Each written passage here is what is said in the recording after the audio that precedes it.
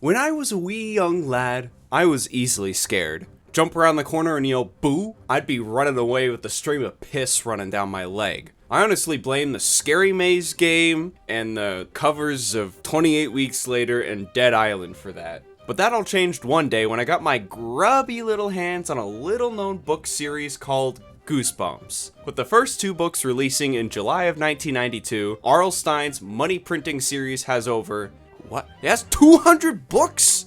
And it's still going? Oh. While I stopped checking in with the series after the Horrorland line of books and have unfortunately untaught myself in the skill of reading, I have never stopped watching the Goosebumps television series since I first saw reruns of the show long ago on the Cartoon Network. I love this campy old anthology series so much that I ended up piecing together the entire series on DVD, which is a pain in the ass since most of them only contain like 1 or 2 episodes per disc, with these 3 episodes never getting a DVD release in the States, so I had to do it myself. Why we couldn't get a complete series of the show like other countries? I don't know. At least this fared better than R.L. Stine's The Haunting Hour show. Don't even get me started on how they fucked that up. But as any kid-centric franchise being this successful, it's got to have merchandise. And oh boy is there a lot. Bookmarks, toys, board games, magnets, clocks, doorknob covers, bed sheets, tape dispenser, soap.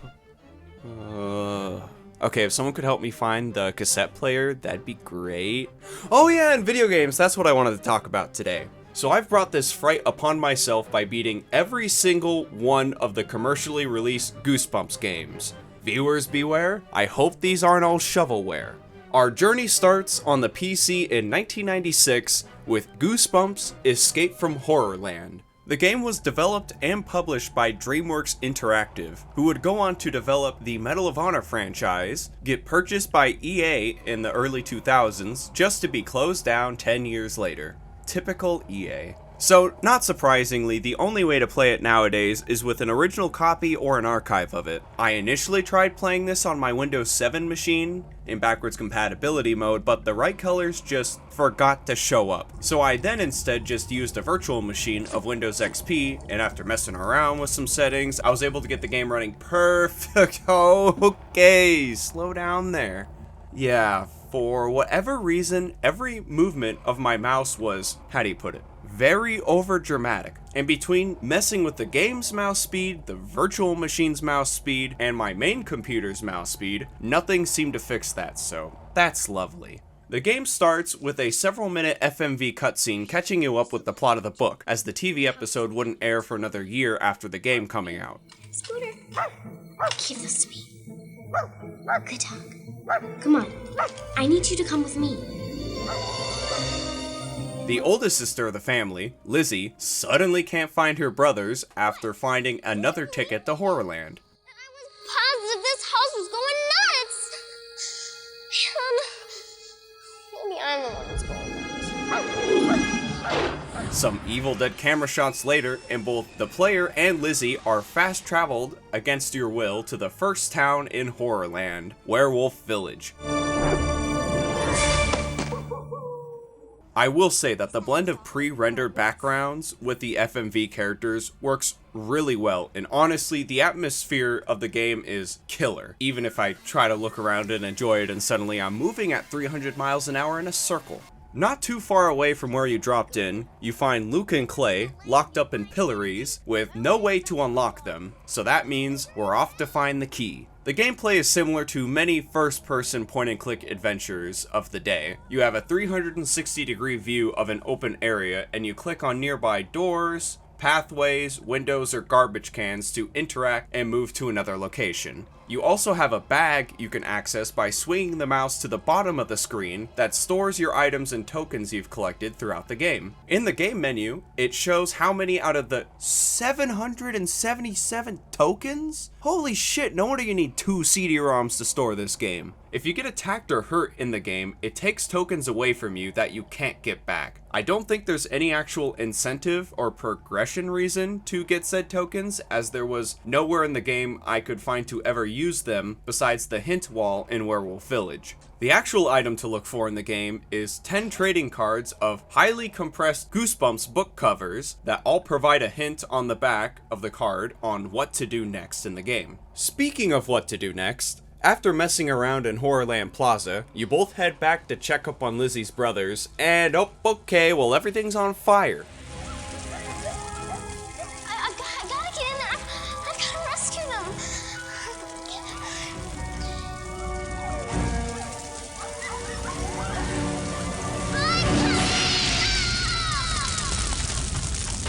Well, I ain't going that way. I guess I have to hang out with this worm. Yeah. Well, you know, I guess I have no relation to this family. I can just probably find an exit back this way, and oh, okay, never mind, a werewolf has us cornered.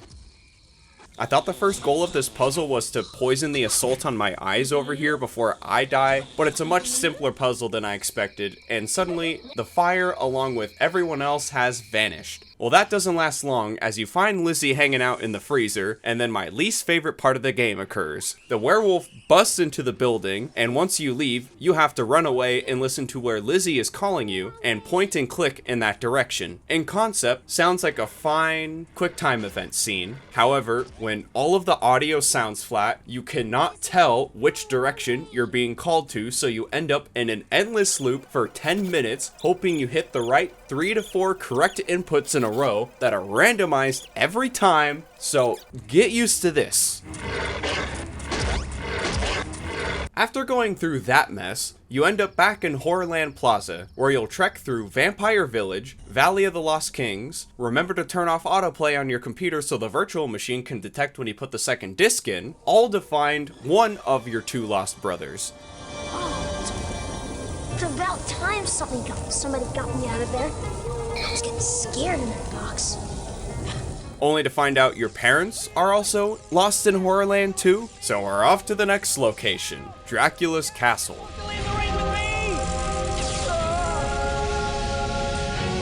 Finish him! Fatality. Thankfully, Brother 2 is right inside the castle, just waiting to be eaten. But it's fine, we play a round of Squish the Vampire and face Dracula ourselves. Okay, wait, no, that's Jeff Goldblum, that's not Dracula. Power. It's what I have. It's what I have. Thankfully, pickpocketing Jeff is easy, and it's time to run away, cause oh shit, he's pissed. Huh? At least his coffins are here. Man, this is a long ride. I don't even think there's oxygen holes in here.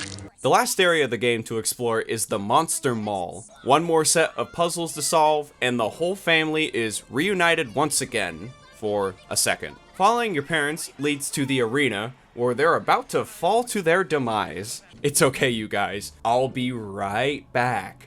Well, now that everyone else is tied up, we have the man behind the horrors finally revealing himself. None of it matters. It's much too late. It's much too late, huh? If you say so. Even with the finicky controls I'm dealing with, it's plenty of time to play a few rounds of Simon Says.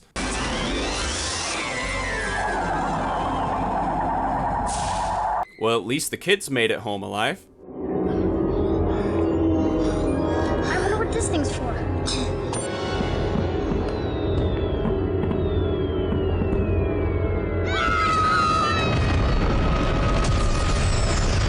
Even if it seems their parents died in the fire. Oh. Oh, wait, never mind. They're right here. Oh, my baby! Come here! We missed you! How did you guys get here? Oh, we went on a ride from our new neighbor, Maddie. Maddie? Hi, Jeff. Have we met?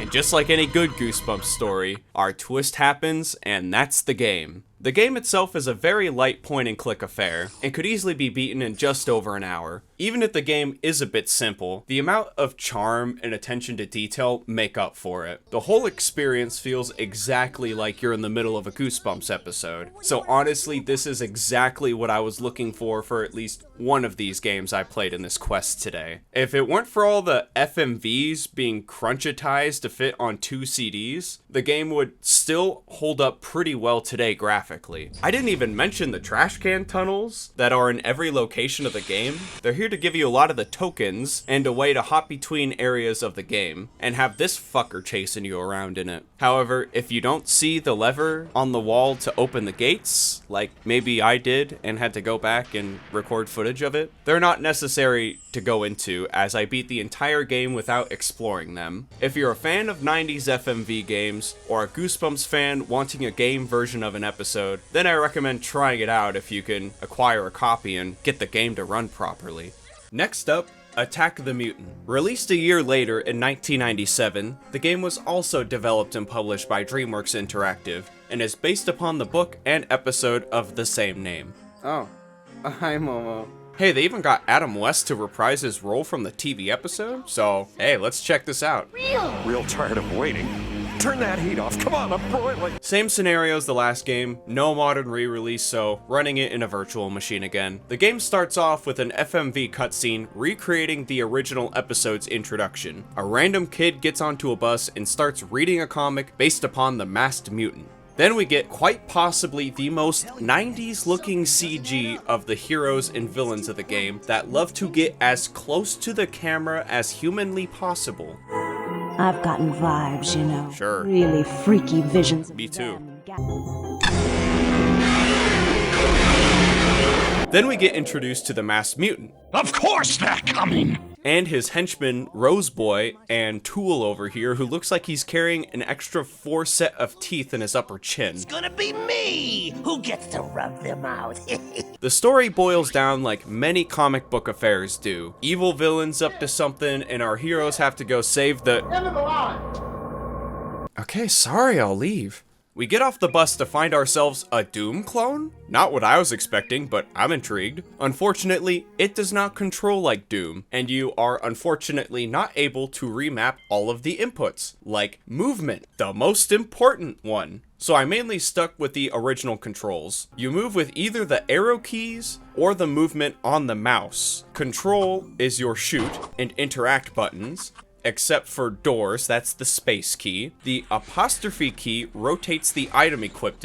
Slide is alt, return is jump, looking up is page up, and looking down is the insert key. The menus look right out of a comic strip, and may not be the most functional, but I still really enjoy them. The game is more focused on collecting an item to progress to the next stage than combat. Combat sure does exist. Your main melee weapon is a rake, and depending on the floor you're on, you will have a frisbee gun. A majority of enemies just respawn and aren't a necessity in order to beat, so avoid it if you can. Every time you hop onto an elevator, it's gonna throw you onto what feels like a random floor, but most of the time it's either the next floor the game wants you to be on to continue the story, or the previous floor you were on. That, or you just get teleported to the ice dimension. Every floor has a completely different theme to it, and besides the bottom floor and the 5th floor, you rarely revisit any floor more than once. On almost every floor, you get a cutscene, and besides the fact that no character knows what personal space is, I'm impressed at all the different pre-rendered cutscenes included in the game. Even though there's a whole league of good guys in the building, they all seem to rely on you, as they're either preoccupied with finding someone else, getting stuck in random places, or just running away like a little bitch. Gotta zoom. So it's up to you to stop the evil masked mutant from merging the real world with the comic book world by stopping his henchmen with bees, playing hockey wrong, and saving frog creatures from enslavement from someone who really needs acne cream. Meeting up with the League of Good Guys one last time, you race to the roof to finally face the masked mutant himself. This final boss is a bit of a challenge, mainly due to your controls and having to hit a specific target on the barrel behind him without getting blasted or falling to your death, but a few tries later and the mutant explodes and gets consumed by what I hope is monster blood. you get a small congratulations cutscene and a message saying, I forgot to collect one of the pieces of my suit? Oops. Well, if you do manage to get everything, which I didn't, as I forgot to save manually at any point in this game because the autosave is surprisingly good for a 90s PC game, you get an extra cutscene of you flying off, and that's the game. Attack of the Mutant is a fun experience for Goosebumps enjoyers and old-fashioned FPS fans. It's really hard to recommend going out of your way to play, due to the lack of replay value and jankiness, but I think I still enjoyed it about the same as Escape from Horrorland. And like Escape from Horrorland, it's only gonna take about an hour or so to beat. With the original series of books ending in 1997 and the show winding down in 98, the Goosebumps series was a bit more dormant for the early 2000s compared to the last decade. But don't fear, Wendy's Kids Meals will save us from a Goosebumps drought. That felt wrong to say out loud. Goosebumps What's Different Challenge was one of many DVD games released for Wendy's Kids Meals back in 2006. Similar to the DVD version of I Spy Spooky Mansion from the last video, this is a DVD menu game where you look for things, which also means this is my controller. Doing this again. I filmed both of these on the same day, okay? Sue me. This is a very simplistic spot the difference game using a similar setup to the DVD version of Spooky Mansion. You get a 4x5 square panel to select what's different about the image on the right from the picture on the left. While there's several to pick from, in order to beat the game, you only have to beat 3 puzzles. The game has to play the same loud fence opening gunshot sound every single time something is clicked on too. You've done it. Followed then by either a begrudged congratulations or mocking you for messing up. So, you can do it after all. No, what a shame. Ah, man, I can't live with myself knowing I only got 17 out of 18. Shit. Oh, come on. Okay, that's not true. That's not true. I did not get 0 out of 18. Oh, come on. Phew. First try. Oh, all right. You did it. This time. Besides the main game, there's a practice mode where you can pick the puzzle you want, and multiplayer options as well. There's a bunch of random extras as well, like a commercial for Charlotte's Web and the Dave Thomas Foundation for Adoption. However, the ultimate menu option is customizing a Wendy's Kids Meal. It's criminal that fries aren't the first side option. I don't want these oranges, but we can keep the low-fat milk carton. It's good for your bones. And yeah, that's really about it for this one. No, Momo, this is a bit. You gotta keep going. Out and out. Okay. What is this?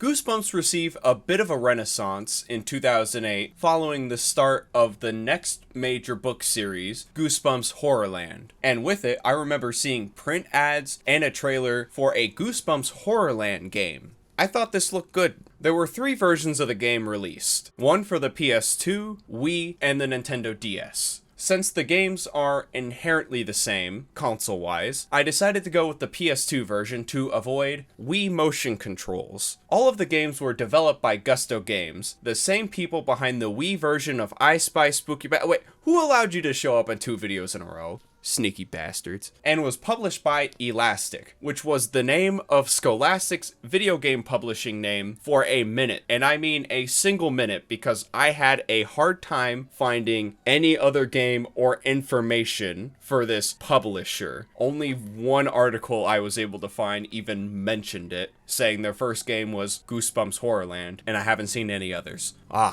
What a flattering title screen. After picking an icon and choosing either boy or girl, we get a similar intro to our last Horrorland venture, as the boy is given a Horrorland ticket from the Green Mailman. After trying to discard the ticket, he ends up crumbling under peer pressure and begs his mom to drive him and his friend to the park. Mom, can you give us a ride to Horrorland? Tickets, please. What are you supposed to be? Some kind of swamp monster?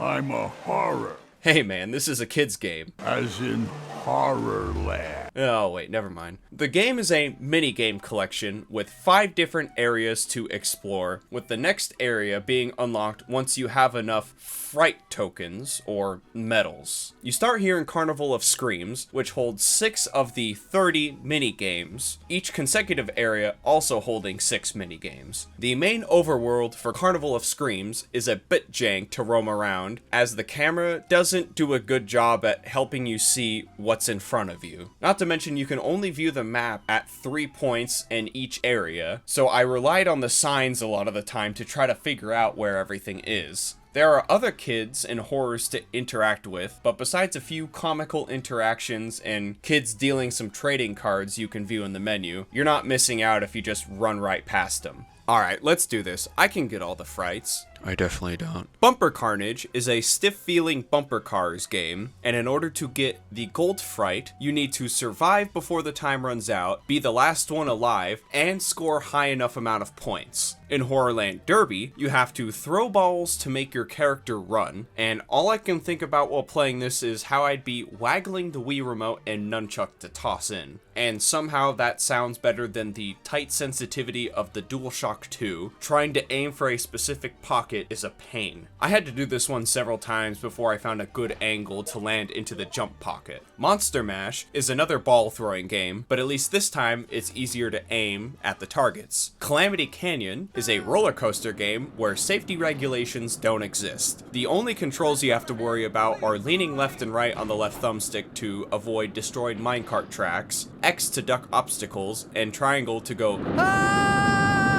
to raise your hands as you go down hills. Now this scream-o-meter appears in many of the games and is your health bar. Fuck up too many times and you have to repeat the ride again. The only way to regain health is to either pick up green health crosses or go down hills, so that's actually kind of important. Nothing special, but this is one of the best minigames in Horrorland, so it's only going downhill from here. Wheel of Misfortune gets you all dressed up to run and smack yourself against the wheel to score points or tokens. Spamming the thumbsticks up and down is what makes you run, and R1 is to jump at the designated spot, and once midair, smack the character onto the wheel. Take some time to get the gold, as you need to get at least 700 points, which means hitting the small 300 point sliver once, but nothing too difficult. Dead Ringers is a 1998 film by David Cronenberg that is not the next game. Dead Ringer is a test your strength game and oh, wow. Well, that was fast. Fine with me. On to Vampire Village we go. First up in this ghoulish land is Garlic Crusher. Same as the other throwing games, except you just throw garlic at all the vampires running towards you. Batting Cage. The game keeps you planted in one spot as you swing back and forth to hit all the bats heading your way, and a bootleg Dracula won't shut up.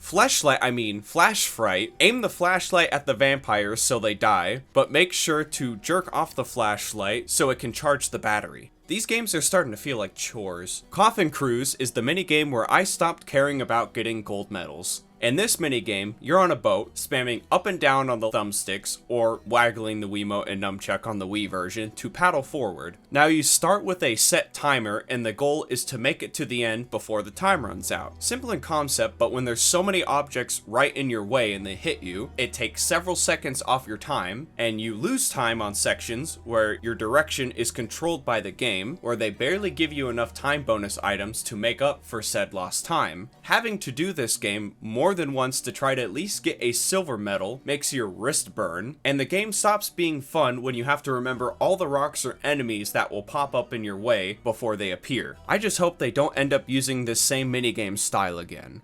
Putt Cemetery is a golf minigame. Besides not being able to gauge how hard you putt because of how sensitive the controls on the right thumbstick are, anything was better than that last game, so I'll take it. Roller Coaster. Another roller coaster like the one from the last world, except in this one, you can throw the ball at vampires on the property. Once you beat this one, you end up rescuing Gigi, a girl who later helps you find all the ripped up pieces of the ticket to help you escape the park. Fever Swamp Time. Starting off with Swamp Stomp, move up and down on the thumbsticks to run on a log that gets faster over the course of 2 minutes. Gee, I wonder what I would have done if it was on the Wii. Also, if you win, you send a horror into the water with a peg leg. Oof.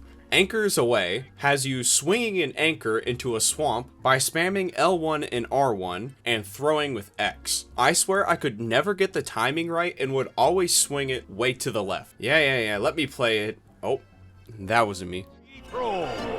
You pill-trot! You'll have to try harder than that. Tilt-a-web. Okay, great, we're already reusing minigames. Except to hit the gold medal on this one, you have to hit the 300 points 3 times. And at this point in the game is where I became short on tokens, which you need to play all the minigames. And in Fever Swamp, there's maybe only 2 or 3 points on the entire map to actually find tokens, so I ended up just playing this game over and over and over and over, just so I could continue playing the game. I love doing chores just to keep playing a game, it's so fun. Bog Topis time. Okay, this one, I will admit, I enjoyed a lot more compared to the rest of the games. You're suddenly boarded onto a pirate ship with the goal of defeating the Bog himself, Resident Evil style. You'll also have to avoid the other pirate ships where horrors will shoot cannonballs at you, lowering your screamo-meter. And now to one of my least favorites, Rub-a-Dub Slug. In a limited amount of time, you have to look around the slug with the right stick, grab worms that pop out of his holes by moving the cursor with the left analog stick, grabbing them with R1, then wiggle the left stick back and forth until he's loose, and then hit down on the left thumbstick to yoink him out of there. And I didn't mention you have to fill up the holes on the slug by holding R1 and moving the left stick up and down, and the more holes you fill in, the more worms will spawn, and if they sit out too long, then they stink up the room, and if the room gets too stinky, then you die. Fuck this one. My hand is still limp from this. Slime Flume. God damn it, it's another rowboat game that's even harder than the last one. So you know what that means. I hate it here. Are we done with Fever Swamp yet? Thankfully, we are. Time for Mad Labs. I gotta speedrun the rest of these. Most of the mini-games at this point are just reskins of other ones. We got Buzzwire, another irritating stick game. Brain Drain, similar to Flash Fright but with lasers. Toxic Gunk Dunk, dunk the horror by hitting enough targets. Shock and Roll is just bumper cars again. Thunderbolt is a first-person roller coaster ride that you will have to shoot things. Dreadmill, you run and jump over boxes to not get toxic waste. At least at the end of this one here, you have something else to do that's not carnival activities. In order to get into the final area of the game, you have to run around with Gigi from earlier to help find the rest of your ticket pieces while avoiding the horrors pimping around all the different parks. Once you do that, you have to return to Mad Labs to buy a mask that turns you into one of the horrors, which is just so goofy looking. That allows you to sneak into the horrors only tunnel. There's not much in here besides the fact that you now walk at half the speed as you do as a human. But uh-oh, you got caught lacking by the Horrifico himself. Just as I expected. And where do you think you're going? I'm getting out of Horrorland. This place is nuts.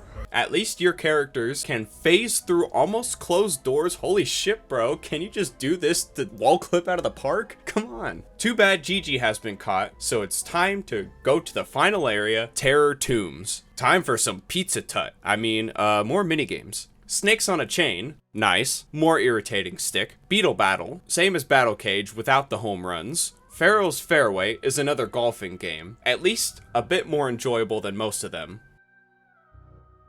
Sometimes. Next up, oh wait, cutscene? I thought I still had more games to play on the map. We have a winner! You have found all the pieces of your Horrorland ticket and are free to go! I'm free to go? Okay, fine with me. Unfortunately, that's a sick trick from Horrifico, and you are taken to the final minigame, Certain Death. Thankfully, it's a third-person roller coaster ride stage, but the amount of shit the game throws at you here makes the screamo-meter go up stupid fast. But if you stick to it, you'll be thrown out of Horrorland once and for all.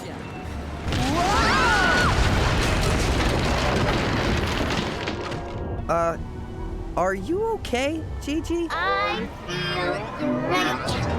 What about you? What's happening?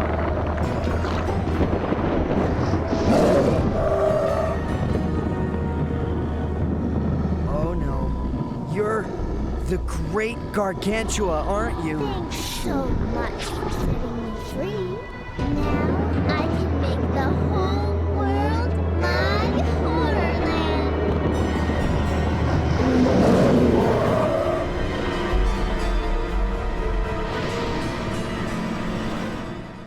After that twist ending, you're right back at the title screen.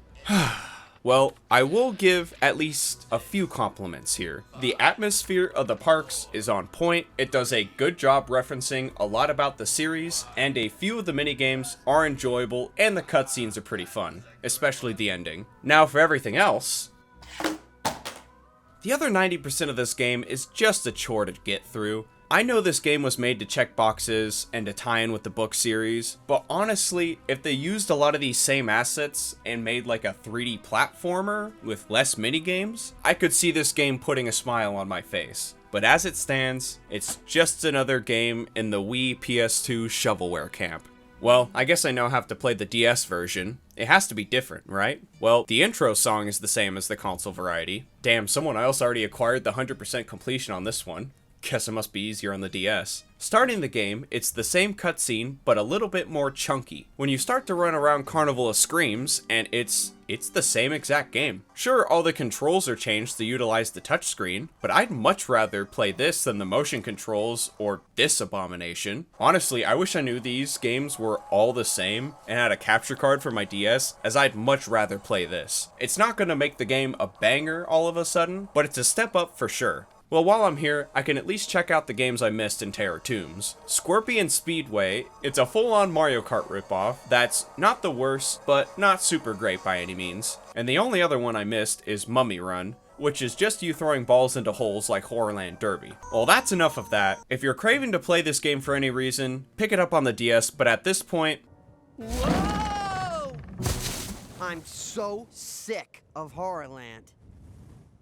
The late 2010s has been the Goosebumps revival decade. In 2015, not only was the Most Wanted book series getting releases, but we got the live-action Goosebumps movie from Sony and the amply titled Goosebumps the Game, released for every single console out at that time that had a pulse, and was released for the PC, PS4, PS3, Xbox One, Xbox 360, 3DS, with the Switch version releasing in 2018 to tie in with the sequel movie. Yeah, at this point, I think my printer just gave up. I found the game digitally on sale on the eShop some time ago, so that's the version I'm going to be playing with today. They're all the same, just the 3DS version looks a bit more pixelated compared to the others. It was developed by WayForward, the company behind the Shantae franchise, and many other decent to great licensed affairs, so we're in good hands here. The only time anyone's ever said that when Stinky Game Mill is the one publishing. The game is a prequel to the story of the first movie and starts with an animated slideshow of movers packing in boxes from what is alluded to be R.L. Stine's house. They start shooting the shit until a large crash is heard from the back of the van, where we see our main villain himself, Slappert. The next day, your character is getting out of school and is where the gameplay starts. The game itself is a pretty standard point-and-click affair, where you move the cursor around with the left thumbstick and interact with your inventory with the A button. However, the Switch version does allow motion control or single Joy-Con play, so that's nice.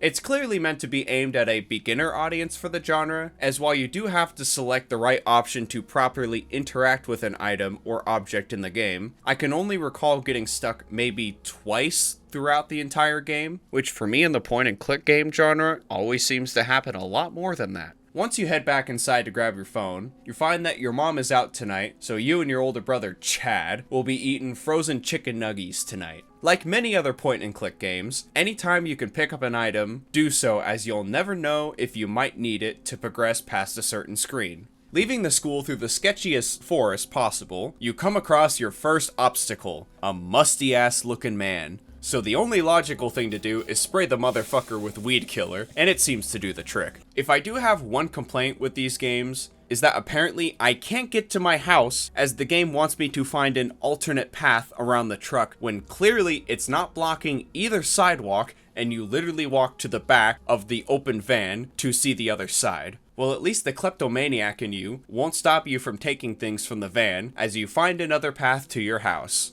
Even if the game isn't too hard, always make sure you save often so you can do all the dumb options like dying by jumping into a hole. Once you finally make it home, well, I guess you don't. Some abandoned mansion is there instead, but your key is still where your mother left it, and with not much else left to do, you decide to go into the creepy mansion to ask where the hell your house went. After exploring the mansion and finding your fake aunt who probably wants to offer you prune cookies, and portals to the inside of what I only imagine is the Cat in the Hat's box, our next goal is to help 3 lost child souls find peace. Along your journey, you'll find many creatures or items from the vast array of Goosebumps stories. The more you explore the haunted house, you'll run into multiple puzzles that require you to do specific steps in the correct order to get yourself out of a sticky situation. Before I jump to the end game, I will say if you are a fan of the franchise and enjoy some point and click games every once in a while, I'd recommend it, especially as it goes on sale every so often for $1.99. Once you free the child soul spirits from limbo, Chad finally decides to arrive home and demands you find his birth certificate in exchange to drive you to the mall, the final location in the game. The goal here is to stop Slappy once and for all, as he's always trying to let monsters loose in the Goosebumps cinematic universe. Unfortunately, Slappy hired Robot Mall Cop over here, so when you traverse the mall, you'll have to keep an eye out on the screen and be careful about your actions to not get caught. A few more puzzles later, and you'll finally confront Wait, I don't remember Slappy being ginger. Oh, there he is. Like many final bosses, you must talk to the enemy. Okay, wait, the real thing you're trying to do is stall him until the man of the hour arrives, R.L. Stine. Okay, I know that's supposed to be R.L. Stine, but that's not R.L. Stine. I don't even think that's Jack Black. You get one final cutscene of the writer thanking you for your help and dropping hints setting up the eventual events of the movie. Then Mom calls saying the house is a complete mess. A truly horrifying notion to end the game with. Overall, like I mentioned previously, if you're interested in both Goosebumps and point and clicks, it's worth a playthrough. I doubt it would convince anyone who isn't a fan of the genre to change their minds, and there isn't any replay value once you beat the game. However, you can tell that the devs still had a lot of fun with all the little attention to detail and amounts of Goosebumps lore poured into this 1 to 2 hour experience. Well, it looks like we have one last game on our list today, and it's not the shitty microtransaction-filled city simulator Goosebumps Horror Town. The only way to beat that game is by not playing. But what we are talking about today is a game that started its life as a mobile game. Goosebumps Night of Scares is a first-person horror game developed by Cosmic Forces, released onto the Apple, Google Play, Amazon, and Oculus app stores back in 2015. Instead of freely moving around, set points on the map had circles to tap on to move around a room. 3 years later, to coincide with the second Goosebumps movie, a revamped port of the game, renamed to Dead of Night, was released for the Xbox One, PS4, PC, and Switch. This version of the game allows full movement around the player, 2 whole new additional areas to explore, and a slight visual enhancement throughout the game. That's all there is in Cosmic Forces' portfolio, besides some upcoming NFT blockchain racing game that's apparently in development. Well, while we wait for whatever horrors that is going to be, let's check this out.